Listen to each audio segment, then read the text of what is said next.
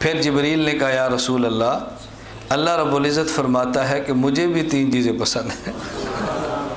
اللہ کی پسند دیکھو، اللہ رب العزت فرماتے ہیں کہ مجھے بھی 3 چیزیں پسند ہیں۔ اللہ کی پسند، سبحان اللہ، اللہ فرماتے ہیں مجھے بھی 3 چیزیں۔ نمبر 1 بذل الاستطاع، نمبر 2 والبکاء عند الندامہ، نمبر 3 والصبر علی الفاقہ۔ مجھے 3 چیزیں بہت پسند ہیں۔ نمبر 1 بذل الاستطاع، خرچ کرو لیکن طاقت کے مطابق، جتنی استطاعت ہے اتنا خرچ کرو، جتنی ہے وہ تو خرچ کر ڈالو، اور جتنی نہیں ہے وہ خرچ کر کل کو بھیک مانگو، یہ اللہ کو پسند نہیں ہے۔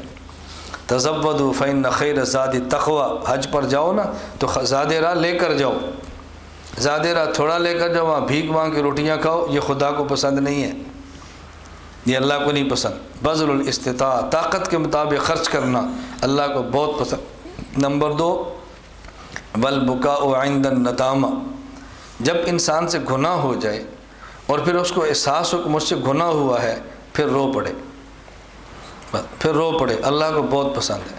اور حدیث پاک میں ہے فَإِن لَّمْ تَبْكُوا فَتَبَاكَوْا، اگر رو نہ سکو تو رونے والا منہ بنا لو۔ تباکو یہ باب تفاعل ہے، اور اس کے ایک خاصیت تکلف ہے، بس نہیں رو سکتے تو رو پڑو، رونے کی شکل بنا لو، بس اللہ اس پہ بھی خوش ہوتے ہیں۔ یہ اللہ کے حبیب فرما رہے ہیں اور اللہ کی پسند ہے۔ البکاء عند الندامہ، ندامت آئے تو پھر انسان روئے، یہ اللہ کو بہت بہت پسند ہے۔ میں ابھی اس دبئی سفر میں تھا تو شارجہ میں ایک ساتھی نے مجھ سے مسئلہ پوچھا، یہ آپ کے لیے شاید پہلی دفعہ عجیب بات ہوگی، شاید عجیب بات ہو۔ ابھی مصر میں ایک فن ہے، عرصے سے ہے، اب عروج پر ہے فن۔ وہ فن کیا ہے کہ انہیں مقالات کہتے ہیں، قرآن کیسے پڑھنا ہے، یہ ایک فن ہے، قرآن کیسے پڑھنا ہے۔ کیا مطلب؟ جنت کی آیت پہ خوش ہو کے پڑھنا ہے، جہنم کی آیت پہ رونے والا منہ بنا کے پڑھنا ہے، امر کی آیتوں پہ حکم کے انداز میں پڑھنا ہے، یہ فن ہے مصر میں۔ اس میں 8 لہجے ہیں ان کے، پورے قرآن میں انہیں بنائے۔ جب واقعات قصص بیان کے تو قرآن کیسے پڑھنا ہے، یہ لہجے ہیں۔ تو مجھ سے اس نے پوچھا کہ جائز ہے کہ نہیں، یہ کسی بندے نے پوچھا۔ میں نے کہا بھی باقی تو مرکز آ کے دیکھیں گے یا اساتذہ سے کہیں گے اس پہ غور کرو، بظاہر لگتا ہے کہ جائز ہے۔ کیوں؟ رسول اللہ صلی اللہ علیہ وسلم نے فرمایا فَإِن لَّمْ تَبْكُوا فَتَبَاكُوا، اگر ایسی مقام پر انسان رو نہ سکے تو رونے والی شکل بنا لے، اور اس فن کا خلاصہ یہی ہے۔ یہ عجیب فن ہے، آپ حیران ہو گئے کہ جس طرح قرآن کی آیت ہے نا اس انداز میں پڑھو۔ اب پھر ان کے بعض مقامات میں اختلاف ہوتا ہے، یا مقام کون سا اختیار کرنا ہے۔ مثلا حضرت ابراہیم علیہ السلام نے قرآن کریم میں فرمایا یا ابت افعل نہ یا بنی انی اری فی المنام انی اذبحک فانظر ماذا تری، میں نے خواب میں دیکھا ہے تجھے ذبح کرتا ہوں، تیری رائے کیا ہے؟ تو انہوں نے کیا کہا تھا؟ یا ابت افعل ما تؤمر استجرنی ان شاء اللہ من الصابرین۔ اب یہاں کون سا مقالہ ہو، یہ لہجہ، مقام کون سا، مقام مقالہ نہیں، مقام کون سا ہو، لہجہ کون سا ہو۔ اب بعض کہتے ہیں نہیں، لہجہ یہ ہو کہ اسماعیل علیہ السلام اپنے باپ کو ترغیب کے انداز میں کہتے ہیں، اس انداز میں بولے یا ابت افعل ما تؤمر، اللہ نے حکم دیا ہے تو آپ کریں، قرآن یوں پڑھیں۔